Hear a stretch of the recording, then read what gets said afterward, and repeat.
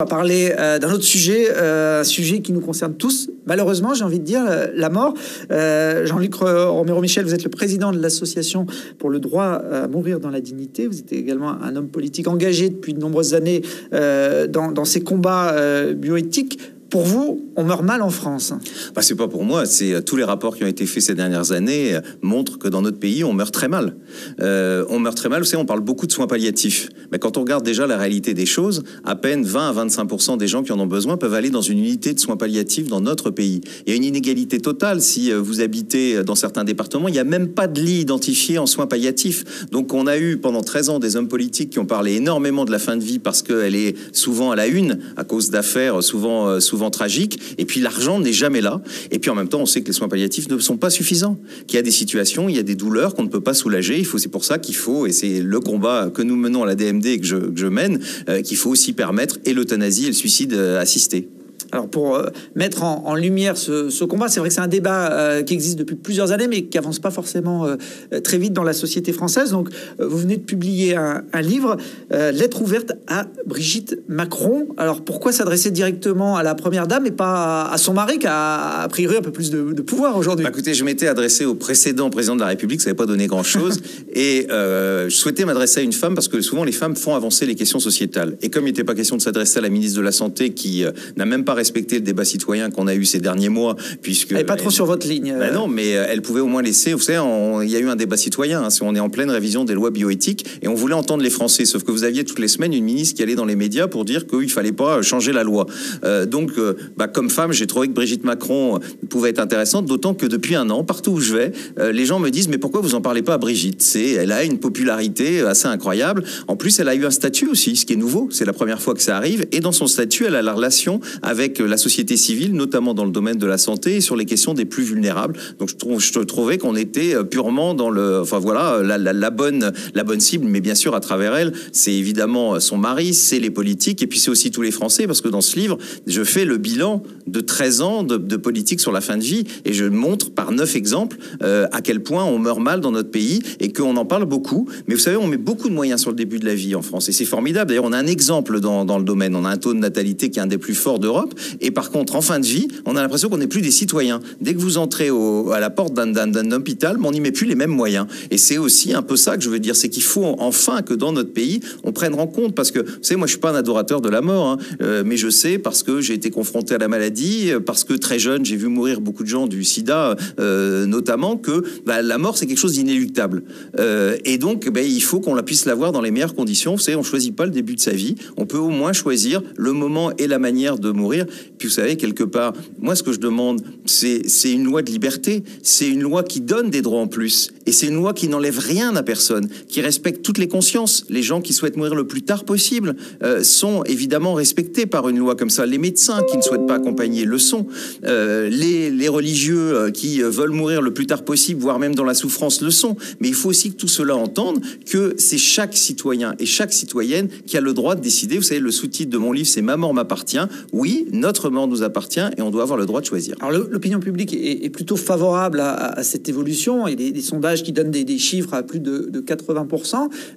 Qu'est-ce qui bloque alors? Si l'opinion publique est favorable, si Brigitte Macron a une oreille attentive à vos revendications, pourquoi ça avance? D'abord, vous avez raison de le dire, parce que le dernier sondage qui a été fait, il faut quand même le dire, parce que c'est La Croix qui l'a fait, qui est évidemment pas favorable pour aller plus loin. Elle nous donne 89% des Français qui veulent l'euthanasie et le suicide assisté, seulement 11% qui sont satisfaits de la loi actuelle et 74% des catholiques pratiquants qui sont favorables à une loi d'ultime liberté comme nous le souhaitons.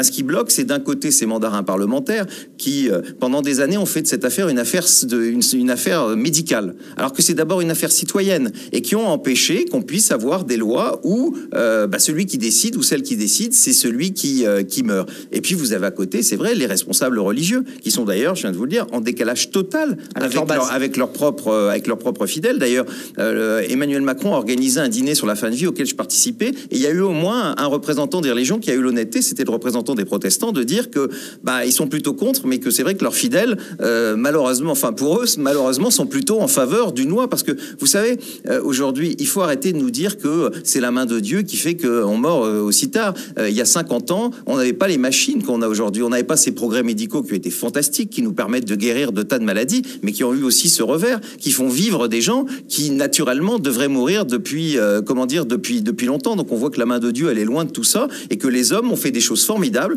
mais que à côté de ça, oui, il y a un côté un peu pervers, c'est qu'on fait vivre aujourd'hui des gens qui ne vivraient plus et qu'on maintient artificiellement en vie. Alors si c'est leur choix, moi, je dis qu'il faut le respecter. Les gens qui, même dans un coma irréversible, veulent vivre jusqu'au bout grâce à ces machines, il faut les respecter. Mais je dis qu'on ne doit pas forcer qui que ce soit, parce qu'on est dans une république laïque et il n'y a pas un principe supérieur qui vous oblige à mourir le plus tard possible, et notamment dans la souffrance. Alors, d'autres pays en Europe ont passé le cap d'autoriser l'euthanasie ou le suicide assisté. Il y a quelques jours, il y a un cas qui a défrayé un petit peu la chronique en Suisse, un Australien centenaire qui est venu d'Australie pour mourir, on le voit là en photo. Alors sa particularité, c'est que lui était pas malade, il n'était pas atteint d'une maladie incurable en phase terminale, c'était vraiment un choix de sa part. Alors il avait 104 ans, oui. Et puis vous savez, il avait pas une maladie fatale, mais il avait plusieurs maladies, enfin plusieurs pathologies qui faisaient que sa vie était quand même devenue assez insupportable, et on peut quand même comprendre que à 104 ans, à un moment, il en avait marre des douleurs et des souffrances qu'il pouvait avoir. Vous savez, il faut savoir entendre ça. Vous savez, est-ce que c'est en plus normal? Vous vous rendez compte, ce monsieur, il a dû à 104 ans fuir l'Australie pour venir ici faire 20 heures ou 22 heures de vol. Et en France, et je l'explique dans le livre, c'est quand même dramatique. En France, on a énormément de gens qui partent à l'étranger, en Suisse, pas loin d'ici, ou en Belgique pour mourir dans la dignité. Sauf que c'est ceux qui ont l'argent.